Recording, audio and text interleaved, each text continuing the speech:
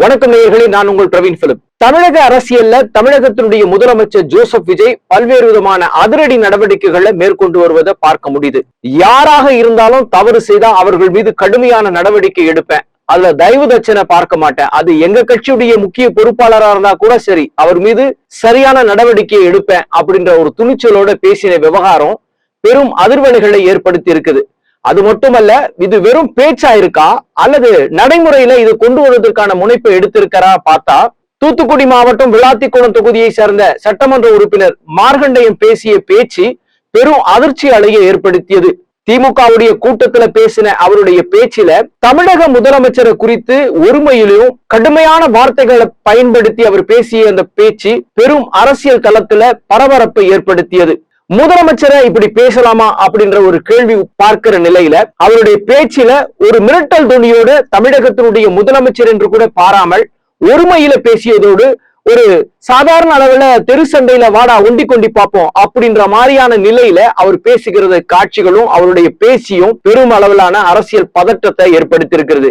சட்டம் தன்னுடைய கடமையை செய்யும் அப்படின்ற மாதிரி விளாத்திக்குளம் சட்டமன்ற உறுப்பினரை அதிரடியா கைது செய்து சிறையில அடிச்சிருக்காங்க. சிறையில அடித்து 15 நாள் காவல்ல வச்சிருக்கிற இந்த சூழல்ல இந்த விவகாரத்துல எதிர்கட்சிகள், அதுவும் குறிப்பா திமுகவை தான் கொதித்து எழுந்து தங்களுடைய நிலைப்பாட்டை வேகப்படுத்தி வராங்க. கடுமையான விமர்சனங்களை தாவேக அரசு மீது வைத்து வராங்க. முதலமைச்சர் ஜோசப் விஜய் மீது கடுமையான பல விமர்சனங்களை வைக்கிறாங்க. எப்படியாவது இந்த ஆட்சியை கலைத்து விடணும், இதுக்கு கெடு வைக்கணும் அப்படின்ற மாதிரியான சில போக்குகளை கையாண்டு வருவதை பார்க்க முடியுது. தமிழகத்துல சட்டம் ஒழுங்கு நிலைநிறுத்தப்படணும், சட்ட ஒழுங்குக்கு சீர்குலைக்கும் வகையில யார் நடந்தாலும் அது தன்னுடைய கட்சியை சார்ந்தவர்களா இருந்தா கூட கடுமையான நடவடிக்கை எடுப்பேன், ஊழல் லஞ்ச லாவணியங்கள் இல்லாத ஒரு தமிழகத்தை நான் நிலைநிறுத்துவேன் என்பதுல கடும் முயற்சியோடு தமிழகத்தினுடைய முதலமைச்சர் ஜோசப் விஜய் தன்னுடைய ஆட்சி படத்தை அலங்கரிச்சுட்டு வராரு. இதனால எதிர்கட்சிகள் என்ன செய்வது என்று தெரியாத நிலையில தினம் தினம் ஒவ்வொரு விதமான பேச்சுகளும் ஒவ்வொரு விதமான எதிர்ப்புகளையும் பதிவு செய்து வருவதை காண முடியுது. இந்த விளாத்திக்குளம் எம்எல்ஏ பேசின விவகாரத்துக்குள்ள வருவோம். அவர் பேசிய பேச்சு பெரும் அதிர்ச்சி அலைகளை ஏற்படுத்தி இருக்கிறது. இது இப்படியே விட்டு இருந்தா சட்டம் ஒழுங்க கெடுக்கிற மாதிரியான அடுத்து தாவேகாவுடைய பதிலடி தருவதற்கு அவங்களுடைய சட்டமன்ற உறுப்பினர்கள் சில பேச்சுகளை பேசியிருப்பாங்க. அந்த மாவட்டத்துக்குள்ள சட்டம் ஒழுங்கு சீர்குலைவதற்கான பல அடுத்த கட்ட நகர்வுகள் நடந்திருக்கும். உடனடியா காவல்துறையை இறக்கி கைது செய்து அவரை சிறையில் அடிச்சுட்டாங்க. சரி, யார் இந்த மார்கண்டேயன் அப்படின்றத நம்ம தெரிஞ்சுக்கணும். அவர் 2011ஆம் ஆண்டு சட்டப்பேரவைக்குள்ள நுழைகிறாரு.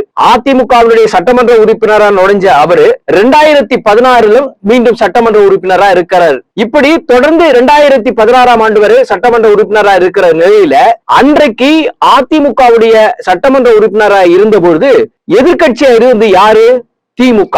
அன்றைக்கு 2016 திமுக எதிர்கட்சி வரிசையில் இருக்கும் பொழுது எதிர்கட்சி தலைவர் ஸ்டாலின் அவர்களை பற்றியும் அவருடைய மருமகனான சபரிசனை பற்றியும் சட்டப்பேரவையில தவறான சில விஷயங்களை, முன்னுதாரணமற்ற சில விஷயங்களை பதிவு செய்தது பெரிய கொந்தளிப்பை ஏற்படுத்தியது. அப்போது திமுகவுடைய பல உறுப்பினர்கள், திமுகவுடைய எதிர்கட்சி தலைவர் இருக்கக்கூடிய மு.க. ஸ்டாலின் உள்ளிட்ட பலரும் இந்த மார்கண்டேயனுக்கு எதிராக குரலை எழுப்பினாங்க. ஏன் எழுப்பினாங்க தெரியுமா? பேச்சு மார்கண்டேயன் சட்டப்பேரவையில பேசின அந்த பேச்சை அவை குறிப்பில் இருந்து நீக்குங்க அப்படின்னு சொன்னாங்க. ஆனா அந்த நேரத்துல சபாநாயகர் இதற்கு நான் அனுமதி தரமாட்டேன் அவர் சொல்லி அந்த பேச்சை அவை குறிப்பில் இருந்து நீக்க மறுத்துட்டாங்கன்ற மாதிரியான விவகாரம் இருக்கு. இந்த சூழல்ல இதற்கு கடுமையான எதிர்ப்பை தெரிவித்து திமுகவினர் அன்றைக்கு மார்கண்டேயனுக்கு எதிராக குரல் கொடுத்தவங்க தான் திமுக. இன்றைக்கு ஆட்சிகள் மாறும்போது காட்சிகள் மாறும் என்று சொல்லுவாங்கல்ல, அப்படிதான் 2020ஆம் ஆண்டு 2019 வரைக்கும் அதிமுக இருந்தவர் தான் இந்த மார்கண்டேயன். ஆனா 2020ஆம் ஆண்டு பிறகு திமுக இணைகிறாரு. திமுக அவருக்கு வாய்ப்பு கொடுக்கிறாங்க. 2021 அதே விளாத்திக்குளத்தினுடைய திமுகவுடைய சட்டமன்ற உறுப்பினரா தேர்வு செய்யப்பட்டு திமுகவுடைய எம்எல்ஏவா பவனிக்கிறாரு. இப்படி அரசியல்ல அந்த கட்சியிலிருந்து இந்த கட்சி, இந்த கட்சியிலிருந்து அந்த கட்சின்னு எல்லாரும் போற மாதிரி அதிமுக இருந்த மார்கண்டேயன் தான் அதிமுகவுடைய தலைமை மீது ஏற்பட்ட மனக்கசப்பு காரணமாக அதிமுக இருந்து விலகி திமுகவில இணைஞ்சு திமுக இருந்து பயணிச்சு வராரு. இப்படி அவர் பயணிப்பதுல எதுவும் தவறு இல்லை, அது அவருடைய அரசியல் முடிவுதான். ஆனா எப்படி இருந்தாலும் ஒரு சபை நாகரிகம் அப்படின்னு தேவை. ஏன்னா நீண்ட காலமா சட்டமன்ற உறுப்பினரா இருந்தவர் ஒரு முதலமைச்சரை பத்தி இப்படி பேசலாமா அப்படின்ற ஒரு கேள்வி இருக்கிறது. யார் வேண்டுமானாலும் எதை வேண்டுமானாலும் பேசலாம் அப்படின்ற நிலை ஒரு மாதிரியான நிலை வரலாம். ஆனா பொறுப்பில் இருக்கிறவர்கள் தமிழகத்தினுடைய முதலமைச்சர் போன்ற பதவிகளில் இருப்பவரை ஒரு விமர்சிக்கிற பொழுது இப்படி கடுமையான வார்த்தைகளை பேசினா அதை பார்த்துட்டு யாரும் சும்மா இருப்பாங்களா அப்படின்ற ஒரு கேள்வி இருக்கு. முதலமைச்சர் ஜெயலலிதா அவர்கள் தன்னுடைய ஆட்சியில அதிகாரத்தில் இருக்கும் பொழுது அவங்களுடைய அரசுக்கு பற்றிய விமர்சனங்களை சொல்வதை ஏத்துப்பாங்க. ஆனா விமர்சனங்களுக்கு மீறி தனி மனித தாக்குதலோ தனி மனித விமர்சனங்களை கடுமையான வார்த்தைகளை பயன்படுத்தும் போது அது சட்டம் ஒழுங்குக்கு பிரச்சனையை உருவாக்கிவிடும் அப்படின்ற மாதிரியான நிலை வரும்போது என்ன செய்வாங்கன்னா தன்னுடைய அதிகாரத்தை பயன்படுத்தி என்ன சட்ட ரீதியான நடவடிக்கை எடுக்கணுமோ அப்படியான சில சட்ட நடவடிக்கைகளை எடுத்தாங்க. ஆளும் கட்சியை சார்ந்தவர்களாக இருந்தாலும் சரி அல்லது முக்கிய பிரமுகராக இருந்தாலும் சரி அவங்களுடைய கருத்திலையும் அவங்களுடைய செயல்பாடுகளிலும் பிரச்சனையை வளர விட்டா அது பல விதமான எதிர்மறையான விஷயங்களை தமிழகத்தை கொடுத்து விடும். அது மட்டும் இல்லாம தன்னுடைய ஆட்சிக்கும் களங்கம் ஏற்படுத்தி விடுன்ற நிலையில ஒரு இரும்பு மனிதராக வர்ணிக்கப்பட்ட ஜெயலலிதா அவங்க தன்னுடைய ஆட்சியில சரியான சில நேரங்களில் நடவடிக்கை எடுத்தாங்க. அந்த நடவடிக்கையில பல விமர்சனங்களா வந்தது. ஐயோ இவங்க இப்படிப்பட்ட நடவடிக்கை எடுத்துட்டாங்களே, இதனால அவங்க வாக்கு வங்கியெல்லாம் போயிடும் அப்படின்னாங்க. அதை பத்தி எல்லாம் கவலை இல்லைங்க, சட்ட ஒழுங்கு ரொம்ப முக்கியம் அப்படின்றதுல நிலைநிறுத்தினாங்க. இந்த ஃபாலோப்பை தான் தற்போது இருக்கக்கூடிய தமிழக முதலமைச்சர் ஜோசப் விஜயும் கையாண்டு வராரு. ஜெயலலிதாவுடைய ஆட்சி காலத்துல 2004ஆம் ஆண்டு சங்கராமன் கொலை வழக்கு விவகாரம் தொடர்பாகவும் ஜெயேந்திர மடத்துல நடந்த சம்பவம் அப்படியான விசாரணைகள் நடக்கும்போது காவல்துறையை விட்டு என்னவோ சட்ட ரீதியான நடவடிக்கை எடுங்க. நம்முடைய ஆன்மீகத்துல ரொம்ப ஈடுபாடு உள்ள அம்மையார் ஜெயலலிதா ஆன்மீகத்தினுடைய சம்பந்தப்பட்ட ஒரு முக்கியமான பிரமுகரா இருந்த ஜெயேந்திர சரஸ்வதி சுவாமிகள் மீது சில விஷயங்கள் சட்ட ரீதியான அணுகுமுறையை காவல்துறை நடக்கும்போது பல விமர்சனங்கள் இருந்தது. ஆனா அதுல தலையிடவோ குறுக்கிடவோ இல்ல, சட்டம் காவல்துறை என்ன செய்யணுமோ அதை செய்திருங்க அப்படின்னு சொன்னாங்க. அவரை கைது செய்தாங்க. கைது செய்த போது பெரிய அளவிலான கடுமையான எதிர்ப்புகள் எல்லாம் சந்திக்க வேண்டிய நிலை இருந்தது. அதை பற்றியெல்லாம் கவலை இல்ல, சட்டம் ஒழுங்கு நிலைநிறுத்தப்படணும். தப்பு செய்திருக்காங்க, அவரை பற்றிய விஷயங்கள் சட்டத்திற்கு காவல்துறையுடைய விசாரணைனா அந்த விசாரணையை முழுமையா நீங்க செய்யுங்க. இதுல இந்த நபர் அந்த நபர் என்பதான எந்த அடையாளம் பார்க்க வேண்டிய அவசியம் இல்லை அப்படின்னு சொல்லி நடவடிக்கை எடுத்தாங்க. ஜெயலலிதா அவர்கள் கையாண்ட அதே விதத்தை தான் இன்றைக்கும் தமிழக முதலமைச்சர் ஜோசப் விஜயுடைய தனது ஆட்சியில கையாளுவதற்கான வேலைகளை எடுத்து வர்றாரு. குறிப்பா அனிதா ராதாகிருஷ்ணன் விவகாரத்திலும் இது அரசியல் பழிவாங்கும் நடவடிக்கை, திமுக ஆட்சி மீது திமுக மீது இருக்கிற கோபத்தின் வெளிப்பாடு அப்படின்னு சில விமர்சனங்களை வைக்கலாம்.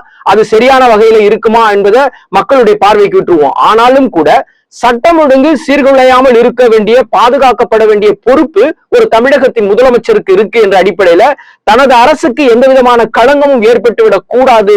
எனவேதான் தன்னுடைய ஆட்சிக்கும் தன்னுடைய கட்சியை சார்ந்தவர்களுக்கும் அல்ல தனக்கோ யாராவது களங்கம் ஏற்படுத்தும் விதமாக அவதூறை ஏற்படுத்தும் விதமாக வீண் வதந்திகளை கிளப்பும் முறையில யாராக இருந்தாலும் அவங்க மேல நடவடிக்கை காவல்துறை எடுத்துருங்க அப்படின்னாரு. நான் ஏன் ஜெயலலிதா அவர்களோட விஜயை ஒப்பிட்டு பேசுறேன் அப்படின்னு சொன்னா அவங்க இந்த மாதிரியான விஷயங்கள்ல எந்த நடவடிக்கையா இருந்தாலும் துணிச்சலாக எடுத்தாங்க அப்படின்றதுக்கு பல உதாரணங்கள் இருக்கு, பல சம்பவங்கள் இருக்கு.